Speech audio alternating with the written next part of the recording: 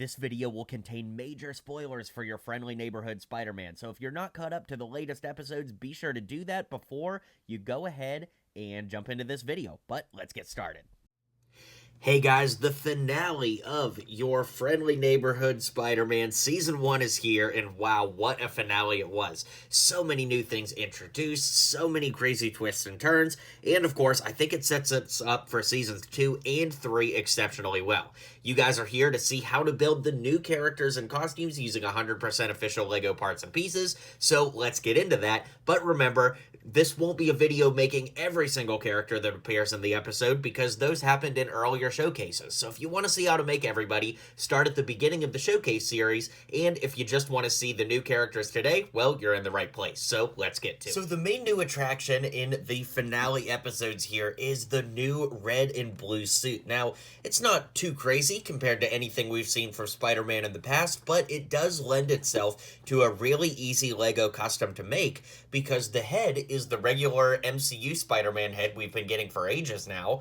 The torso is also that same comic book Spider-Man torso we've been getting since 2021, and the legs are a little bit more hard to come by. They are from the Zombie Hunter Spider-Man from the Marvel CMF Series 1 in 2021, but to be completely honest with you, I'm only adding those because they are the most detailed add that we can do. If you just have the regular dual molded legs, those will work fine as well, but I do think that those CMF legs with the extra accent lines in the blue area do look a lot more like the show and really lend themselves well here. Now, we do see Doctor Strange in this episode as well, and I just wanted to make a little adjustment to how I did the Doctor Strange custom from the beginning of this showcase series. At that time, I used the regular goatee version of Doctor Strange, but this time around, I actually used a non-purist head. Whoa, I know, but I took a Tony Stark head, and I used the eraser method to take off the bottom of his goatee to give him the mustache. Now, in full transparency, I made this head a long time ago to use both for Howard Stark and for Freddie Mercury back before we got the classic Walt Disney head in the Disney camera set.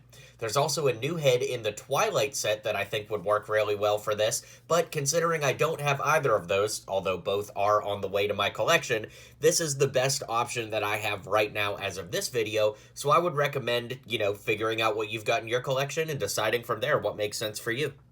And finally, we've got the Scorpion, and compared to the last version of Scorpion, we only are adding a helmet this time around. For a quick refresher, though, we've got these legs here that have the pocket printing on them, the classic LEGO Marvel Scorpion torso, as well as the neck bracket and Scorpion tailpiece. Then, of course, the head underneath I'll lift up, you can see comes from a First Order Trooper from a while back. You could also use the Jango Fett head, the Clone Trooper head if you wanted. I think that would work as well. But matching arms and gray hands there finish out the look. The only addition from last week is now the helmet, which thankfully the Resistance Troopers from the Star Wars sequel sets work out really well. That way you get the yellow visor over the eyes and the mouth is protected, just like we see in the show. So toward the end of the finale, we actually find out that Jean is none other than Finesse, who is kind of a deep-cut comic book character. She's the daughter of Taskmaster, and in this reality, she's working with Daredevil to infiltrate Oscorp. This is so crazy and so cool to see how everything's shaking out. But to build this, I used a flipped-around torso from Man of Steel General Zod with the same legs, arms, and hands. The head comes from Robin from DC with my haircut from Rex Dangervest. Of course, this is a little bit of a lighter brown. The Rex Dangervest one actually probably works out better, to be honest. Yeah, so let's go with that. The Rex Dangervest hair is what we'll use here.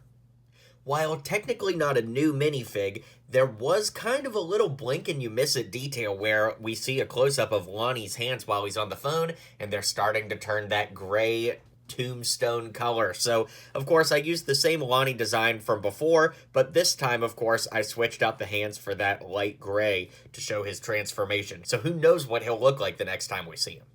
And while he doesn't have a speaking role, we do see the Watcher in the sky looking over Spider-Man and Doctor Strange as they're talking at the high school. So, of course, the Watcher minifig that came in the What If set from years ago, the Iron Man Sakaran armor, is definitely what we want to use here.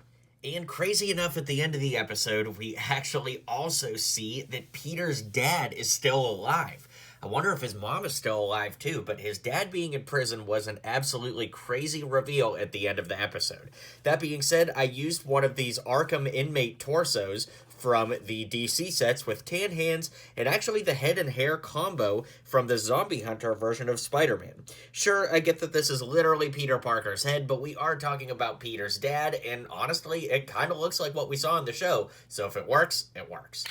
Alright guys, be sure to hit like and subscribe down below. Let me know your predictions for Season 2 and 3 even of this show, and I can't wait to talk about it in the comments. So be sure to hit like and subscribe, and I'll see you guys on the next video.